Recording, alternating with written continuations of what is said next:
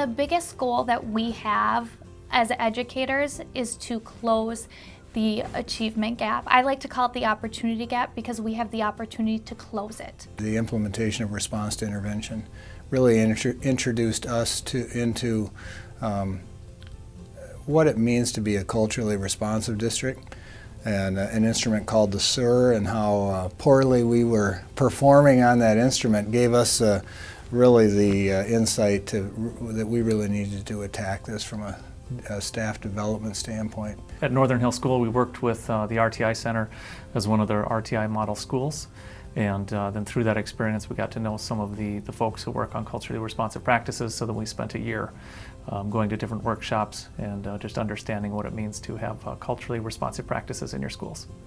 The trainings that the state has been able to provide a few of our staff members has really allowed us to focus our attention on one topic, and the idea of culturally responsive practices as a framework in order for us to really sink our teeth into a certain topic and be able to present to our administrators, here's something that we feel our faculty and staff can really benefit from. We've had some really phenomenal trainings just on what culturally and linguistic responsive teaching is and what that means, and taking a look at your own biases and your own prejudices that you have that you might not even realize.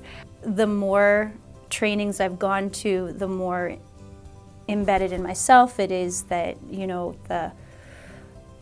that we are wanting to validate and affirm home cultures and build those bridges between home and school. Our mission of our district is working together to ensure high levels of learning for all.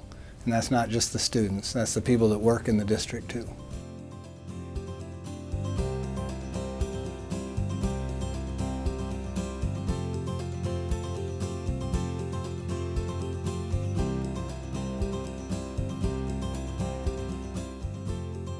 The first part of culturally responsive practices is to validate students, so to make them feel that their ideas and feelings are respected and considered seriously. Our equity committee, which is one of our district curriculum committees, was really the vehicle that was used and the people to plan and in service our own teachers. It is based on what our staff needs to know about our students in relation to culturally responsive practices, in relation to their culture, in relation to what they need in the classroom, anything from meeting the basic needs of our students, all the way to how do we instruct them based on their different cultures at home.